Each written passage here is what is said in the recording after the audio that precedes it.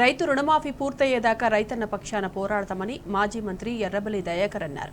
మహబూబాబాద్ జిల్లా పెద్దవంగర మండల కేంద్రంలో రైతులతో కలిసి ధర్నా నిర్వహించారు. 3 విడతలు పూర్తయినా ఇప్పటివరకు రైతులకు రుణమాఫీ జరగలేదంటున్న మాజీ మంత్రి ఎర్రబెల్లితో మా ప్రతినిధి రవికాంత్ ఫేస్ టు ఫేస్. జిల్లాలో రైతుల కోసం మామూలుగా లేదు. రైతు రుణమాఫీకి సంబంధించి రైతులంతా కూడా బ్యాంకుల చుట్టూ చక్కర్లు కొడుతున్న నేపథ్యం మనకు కనిపిస్తా ఉంది. రైతులకు సంబంధించిన జరిగిన పెద్దవంగరకు సంబంధించి పాలకుర్తి నియోజకవర్గం పెద్దవంగర మండల కేంద్రంలో జరిగిన ధర్నాకు సంబంధించి సంఘీభావంగా మాజీ మంత్రి ఎర్రబెల్లి దయాకర్ గారు వచ్చిన నేపథ్యం ఆయనకు అందరూ కూడా వినతులు సమర్పిస్తున్న నేపథ్యం. సరే, వాళ్ళ మిమ్మల్ని అందరినీ కలిసి వాళ్ళు ఏం చెప్తా ఉన్నారు సార్ రైతులంతా కూడా? ఇప్పుడు రైతుల బాధ ఏంటంటే ఈ బ్యాంకుల 1900 మంది ఖాతాలు ఉన్నది. ఆ 800 మందికి అయింది. అంటే 50% కూడా కాలే, 30% అయింది. అంటే దాదాపు సుమారు 25 కోట్లు వాళ్ళ మాఫీ అయ్యేందుకు ఆల్రెడీ లెక్కలు పంపించారు. ఇది 8 నెలల కిందనే లెక్కలు పంపించారు. లెక్కలు వాళ్ళ దగ్గర ఉన్నాయి.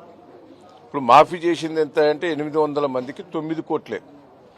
సుమారు ఇంకా 16 కోట్లు కావాలి. 40% కూడా కాలే. దాని మీద వంకబెట్టి బ్యాంకర్స్ని ఇబ్బంది పెట్టాలి, రైతులను ఇబ్బంది పెట్టాలని ఒక నాటకం. ఇదంతా మాఫీ చేస్తే 36,000 కోట్లు అవుతాయి మనకు తెలుసు అంచనా. ఆ స్టేట్మెంట్ కూడా ఇచ్చిండు. నేను ఆగస్టు 15వ తారీఖు లోపల 36,000 కోట్లు మాఫీ చేస్తాను. దాన్ని మోసం చేసి క్యాబినెట్లో తగ్గించిండు, బడ్జెట్ తగ్గించిండు పెట్టి ఇప్పుడు 17,000 కోట్లే మాఫీ చేసిండు. 17,000 కోట్లు రైతు బంధు బాపతి డైవర్ట్ చేసిండు. అంటే ఈ రైతులను పిచ్చోళ్ళ తిరిగి చూస్తాడు. రైతులు మీ బ్యాంకు దగ్గర పోయి ఖాతాలు సర్చ్ చేసుకోండి, అగ్రికల్చర్ ఆఫీసర్ దగ్గర పోయింది, 2 లక్షల ఉన్నోళ్ళు అమౌంట్ కట్టండి, అన్ని మోసం.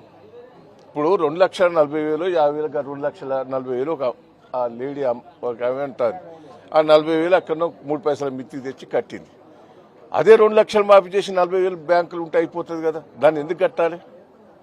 ఇద్దరు భార్య భర్తల మీద ఒకరు 2 లక్షలు తీసుకుంటే ఒకరికే మాఫీ అవుతుందంటే 2 లక్షలు అప్పు తీసుకొచ్చి కడతారు, బంగారం కుదరబెట్టి అది కడతారు. ఈ ఒత్తయా రావా అనేది కూడా తెలుస్తలేదు వాళ్ళకి. ఇదంతా ఒక నాటకం ప్రభుత్వం. అందుకే ఈ నాటకాన్ని అరిగట్టేందుకే మేమందరం ఉద్యమం చేస్తాం. హరీష్ రావు గారు క్లియర్గా చెప్పిండు, 15వ తారీఖు లోపల చేయకపోతే నేను రాజీనామా చేస్తాను. నువ్వేమన్నావు? 15వ తారీఖు లోపల నేను చేస్తా అని గుళ్ళ మీద ఒట్టు పెట్టుకుంటే ఇప్పుడు 15వ తారీఖు వరకు అయినాయా? ఎవరు రాజీనామా చేయాలి? ఇప్పుడు ఎవరు తప్పు చేసిండ్రు? మంత్రులు అంటారు బ్యాంకర్లు ఇబ్బంది పెడతారు, వాళ్ళు ఇబ్బంది పెడతారని. ఇవన్నీ తప్పుడు మాటలు.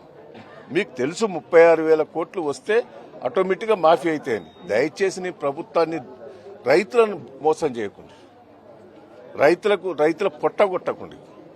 కేసీఆర్ గారు ఉన్నప్పుడు పాపం నీళ్లు ఇచ్చిండు, ఆయన కరెంట్ ఇచ్చిండు, ప్రతి చెరువు నింపిండు, రైతు ప్రతి గింజ కొన్నాడు, పంట నష్టమైతే కూడా పైసలు ఇచ్చిండు, అన్ని ఆదుకున్నాడు.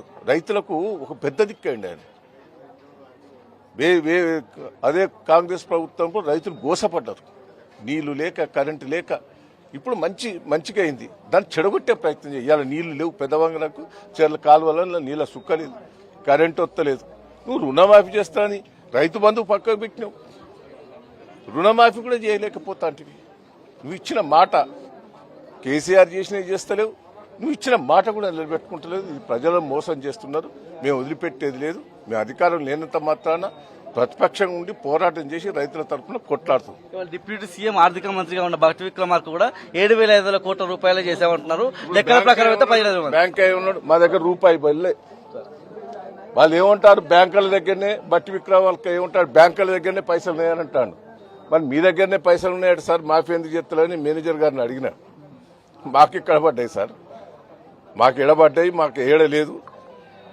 డైరెక్ట్ ఖాతాలు నింపడితే మాకేం సంబంధం లేదు, వాళ్ళు అక్కడనే లేదు ప్రభుత్వం అని చెప్పా. బట్టి మోసం మాటలే కదా. ఇది మొత్తంగా దయాకర్రావు గారు అయితే తమ నియోజకవర్గానికి సంబంధించిన రైతులకు భరోసా కల్పించే ప్రయత్నం చేస్తా ఉన్నారు. వాళ్ళ వైపున ఉద్యమం చేస్తామని చెప్తున్న నేపథ్యము రైతులను కూడా కలుద్దాం, వాళ్ళ క్షేత్రస్థాయిలో వాళ్ళకున్న ఇబ్బందులు ఏదో తెలుసుకునే ప్రయత్నం చేద్దాం.